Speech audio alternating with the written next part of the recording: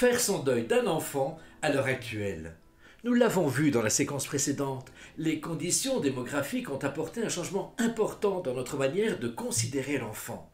La mortalité infantile est désormais réduite au minimum. La contraception a fait en sorte que l'enfant est souvent voulu, désiré, programmé. Cette révolution est naturellement considérable et fait en sorte que ces morts d'enfants font d'autant plus partie de l'inacceptable, de l'indicible, du scandaleux. Vers des pratiques enfin humaines. Jadis, en effet, on ne permettait pas aux parents de voir leur enfant mort-né.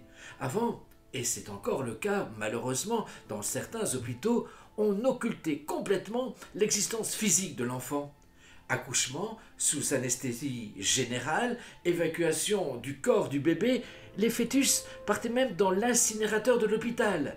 Conseil aux parents d'en faire bien vite un autre. Heureusement, des médecins entourés de toute une équipe médicale et paramédicale ont mis en place un rituel qui permet de voir, de toucher l'enfant mort-né, même si celui-ci est atteint de malformation. Il s'agit en effet de donner aux parents un corps à pleurer et matérialiser ainsi la réalité de la mort, de la perte. On demandera également aux parents le prénom qu'ils souhaitaient donner à leur enfant. On établira un certificat médical de naissance. On permettra enfin la libre expression de rituels funéraires religieux ou laïques.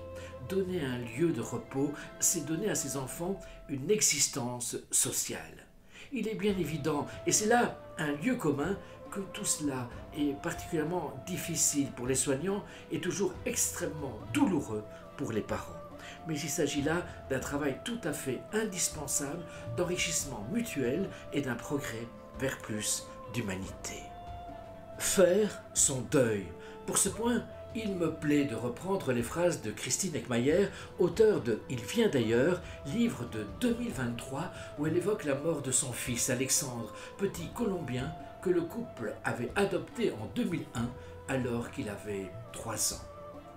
Dans son livre, elle écrit cette vérité.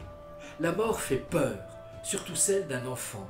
L'entourage ne sait que dire. Alors, cet entourage ne dit rien. La mort par suicide de surcroît paraît être une maladie contagieuse. On n'en parle pas, comme si l'évoquer risquait de contaminer vos proches, comme si c'était une maladie.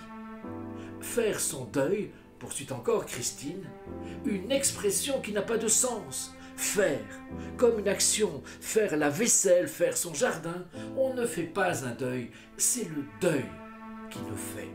Du jour au lendemain, on devient quelqu'un d'autre, on passe d'un état à un autre, sans choisir.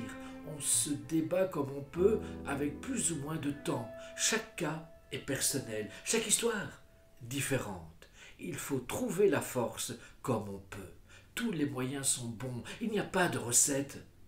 J'ai eu de la force au début, moins après, et pas l'inverse. On trouve le courage en soi pour les plus costauds, avec l'aide d'autrui pour les autres. Le temps, la patience, la révolte, la rage, les coups de gueule. Pleurer, ça soulage la tête qui, par moments, risque d'exploser. Le deuil vous transforme en je ne sais quoi. Au fond de soi, on ne se reconnaît plus. Le deuil vous sculpte des rides, vous creuse les joues, vous laboure le temps. Parfois, le deuil vous pousse à manger pour remplir votre corps et colmater le vide que la mort a creusé en vous. Ou à boire, pour oublier, momentanément. En racontant la vie d'Alexandre, qui s'est suicidé alors qu'il avait une vingtaine d'années, Christine lui permet, avoue-t-elle, de continuer son chemin. Il n'est pas mort. Il n'est pas mort pour rien.